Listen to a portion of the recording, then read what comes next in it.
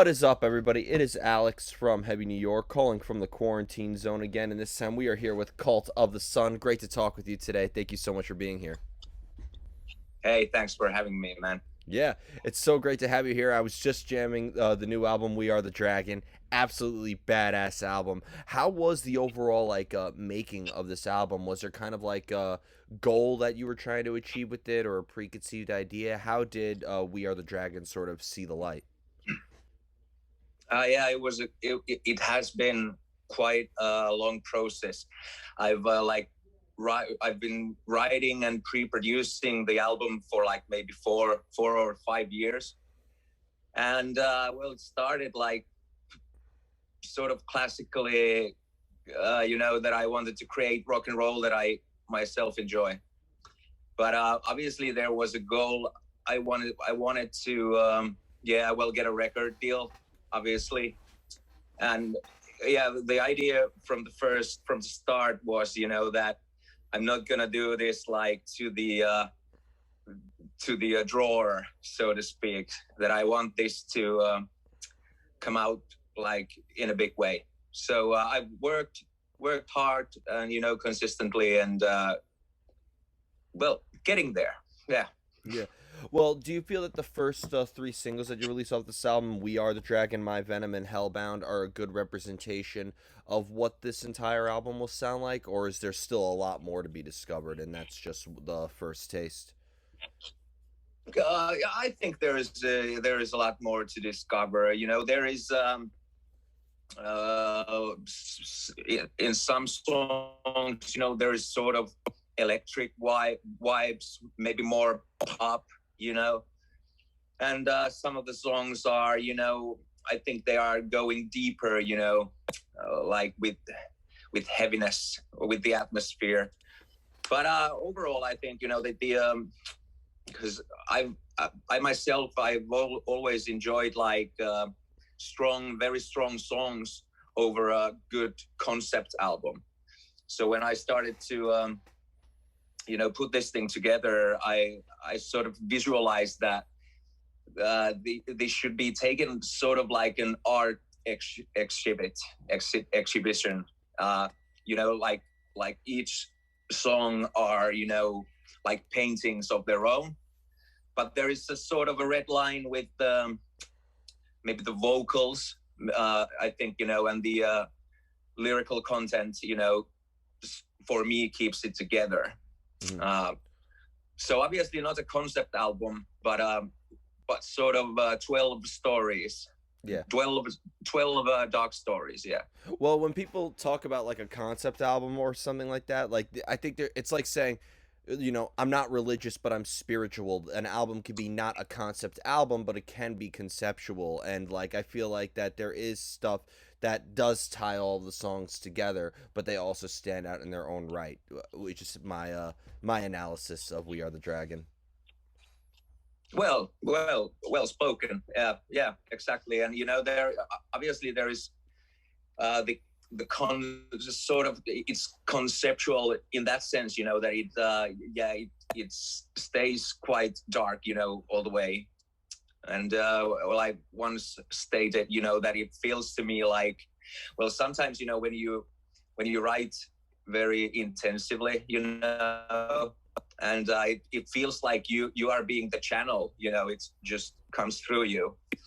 Sometimes, when it comes like too easily, a song, and it felt like, maybe sort of like an H.P. Lovecraft, type of, that you could think that, each song is, sort of sang by a different demonic entity or whatever, because I really like, the atmosphere that Lovecraft was able to summon. Mm-hmm. And I feel like, yeah, something like that. Yeah. If it makes any sense. Do you think of a concept or even lyrics before any music is written down, and maybe that could help influence the direction of the music, or do you need like a full thing of music before you could think of any lyrical ideas? No, for me, it's like, a good hook, maybe a good riff. And I think, it's very, very important to catch the sort of the title of the song in the you know, early in the process.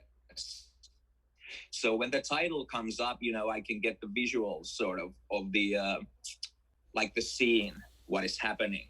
So for me it goes like that, and I most of the time I write the chorus or the hook first, and then it's easier to create the story around the hook and what leads to the hook or whatever. So not yeah, I don't have to write the whole song like first. It's sort of bits and pieces from here and there, and but yeah, Yeah. first comes the main riff or the hook and the title of the song. So Do you, that guides the process so pretty much. is the music for Cult of the Sun open to interpretation, or do you try to engage the listener into a subject matter as much as the music itself? No, I think it's quite open for me. It's I feel that I am depicting darkness. The sort of or negative polarity. So obviously I've been asked quite many times, that I a Satanist or whatever, and my answer is no. No, but obviously these themes in the song, go with the sort of they flirt with the devil archetype or whatever. But yeah, for me, it's sort of depicting negativity, or the dark corners of human psyche. Yeah, well, I mean, obviously, people are going to ask that with lyrics like 666 on the top of my crucifix, which, by the way, is a Yeah. super catchy chorus, and I think that was very, very well Thank you. made. Thanks. And, like, Thanks. you know what you should reply? People ask if you're a Satanist. Say, I am Satan. Just say that you are Satan. Yeah, yeah. The man, big man himself. Yeah. But yeah. But I'm not religious, in any way. Yeah, maybe I don't know if spiritual is the word, but I enjoy a lot, reading philosophy, ancient philosophy, modern, and mirror them, I love to like trying to find some links, and it's always been quite intriguing for me. So obviously the sort of occult uh, like ties, with the music comes from there quite naturally. So Yeah. for example, the title track that came out yesterday, "We Are the Dragon." I think it truly, even though there is, some might think, that it's tongue in cheek, but I think that's what evil or negativity is. It's the war that's never gonna end.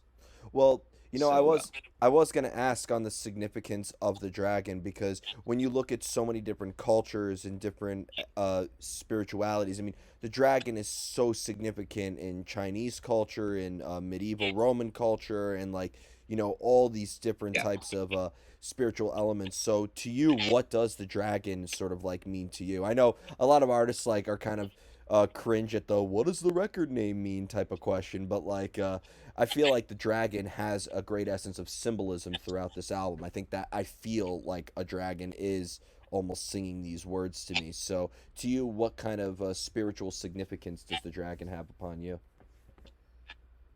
Well, yeah, like it is an ancient symbol for evil, and and well, it might be, in some cases that it's sort of a positive maybe, but for me exactly, the dragon. I think the dragon is like the source for all the devil stories, or how devil is depicted, in medieval art or whatever. So for me, it's quite interesting, and I've always been into symbolism, and yeah, esoteric, subjects. So for me, the dragon is the sort of, yeah, the darkness itself as Yeah. an entity. Yeah. Yeah, it's really incredible though too, like on how like media has almost made like like every time we think of the term devil or the dragon, they're always portrayed as the antagonist. Like you take it like two of the greatest movies that use Satan as its main subject matter. It's The Exorcist and Rosemary's Baby, and that's always portraying Satan in an evil light. But there are people who do find salvation within it that don't commit any acts of harm upon anybody. So like I feel like the dragon is going back to that open to interpretation element because how many little Mhm. kids like just love dragons as a kid? I was obsessed with I'm a diehard Legend of Zelda fan. I'm always excited to see the dragons that are Yeah. in that game. So like I feel like that this album is a great representation of things that are depicted as evil but people can feel a wholesome moment through it. Exactly. Yeah, and because evil or negativity, is something that is, within all of us. So, and for me, it's like you shouldn't avoid it in a sense, in life in general, because I think that you should face your fears. You should explore the unknown, and that is the way I think that people just grow up. If you're happy, and positive things, keep happening throughout your life, in the end you don't learn that much. But when life, if you enter, a dark place for yourself, anything can happen. Someone you're close to you dies, or something happened. Whatever negative happens, that makes you grow. So and for me, when I was younger, when I was listening, like black metal or whatever dark and intense music, I felt that it made my life somewhat easier to cope with, because I can sort of relate. Uh, just I think it's well, obviously it's a cliche, but I can relate to someone who is like singing from the dark aspects or the negative, experiences, so to speak.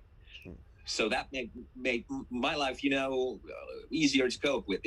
Doesn't people say, that when you listen to like heavy music, it releases, like bad energy or whatever out Yeah. from you.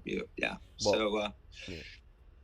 The best yep. quote I've always like said is that the pain is what will set you free in life, and Yeah. Well, in a way, yes, I think so too. Yeah. yeah. And I kind of wanted to talk a little bit about the style that you have as well, because like I do see elements of black metal in this music, but I see elements of like straight up rock and roll. I mean, if you don't like this band, I do apologize, but I could honestly see this a lot of fans of Ghost resonating with Cult of the Sun. I think it has that sort of vibe behind it. Like I feel like that it I call it black and roll in a way, and it Yeah. really has like it's evil music that you could party to. I think your music brings life to death. That's the best way to describe it. And like how why do you feel that maybe your style best suits maybe the subject matter that you're trying to express? Um, mm, Good question. Well, I think that because, well, if compared to Ghost, they are quite progressive, and I feel that their influences are way back in the 60s or 70s more, and I think Cult of the Sun is like much more like straightforward, like a punch in your face type of approach. I've always enjoyed like bands like AC/DC.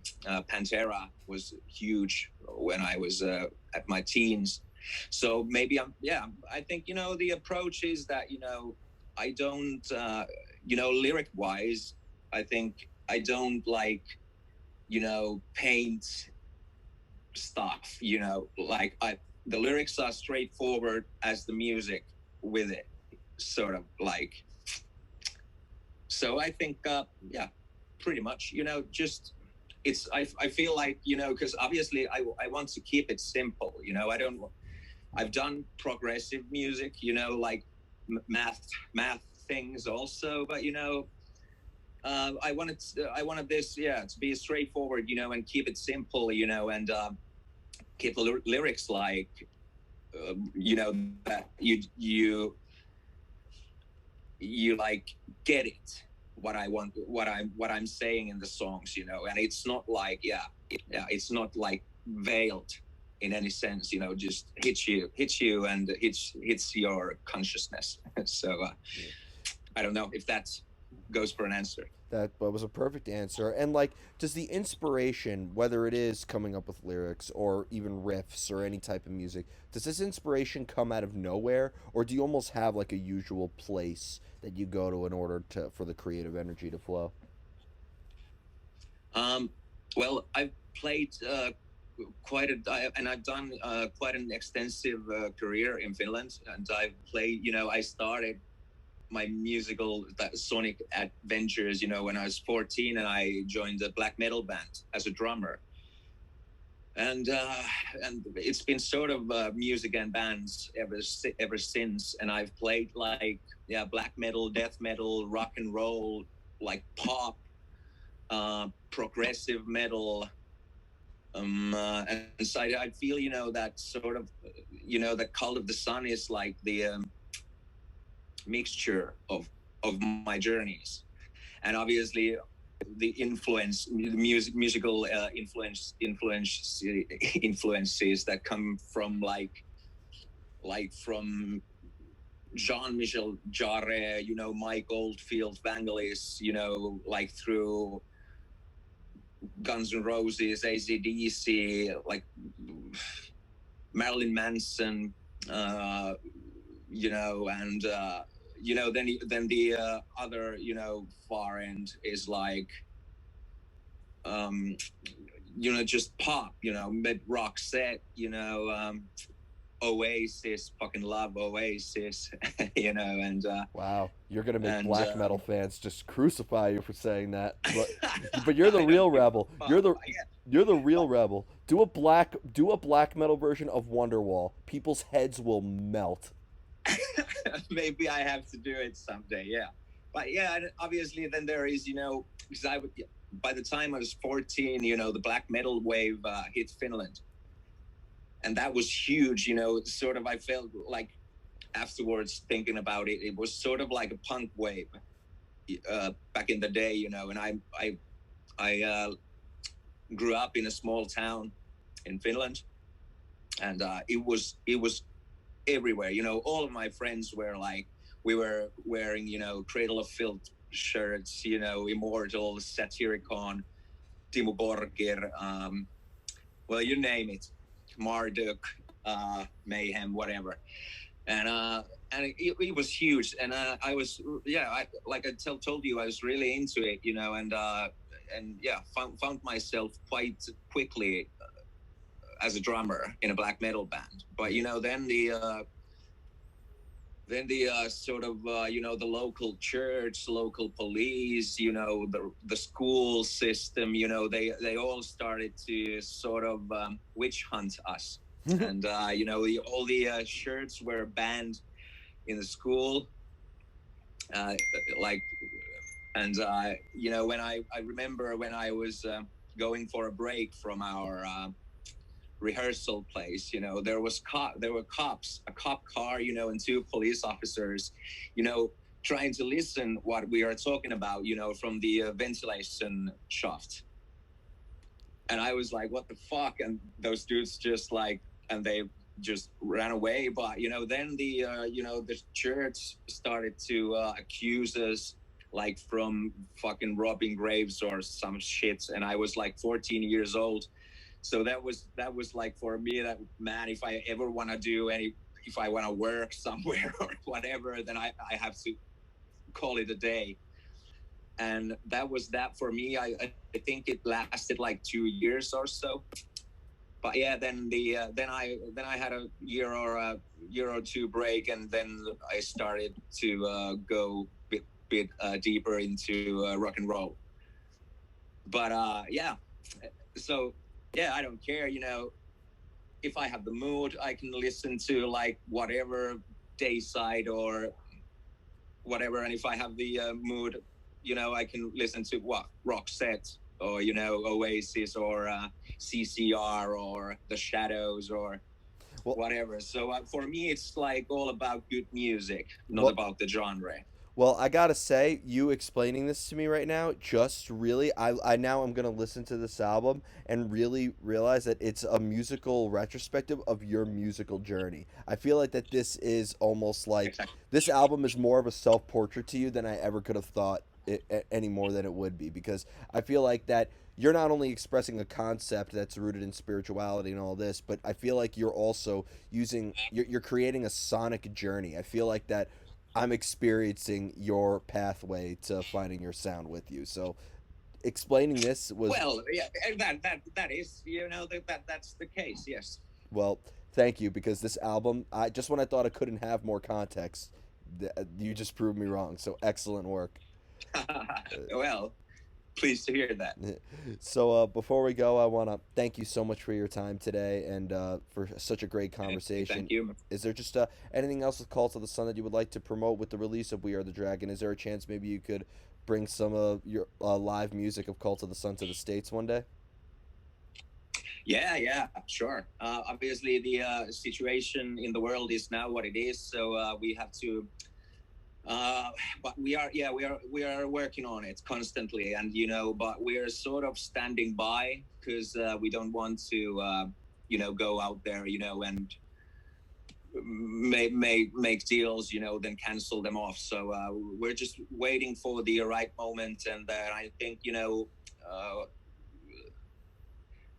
after the obviously album is coming out this Friday, so yeah, I think some sort of live stream event is in the horizon. Awesome. Well, thank you so much. Everybody, we are here with Cult of the Sun. We are the Dragon, coming out via Napalm Records May 7th. This is Alex from Heavy New York, and we will see you next time.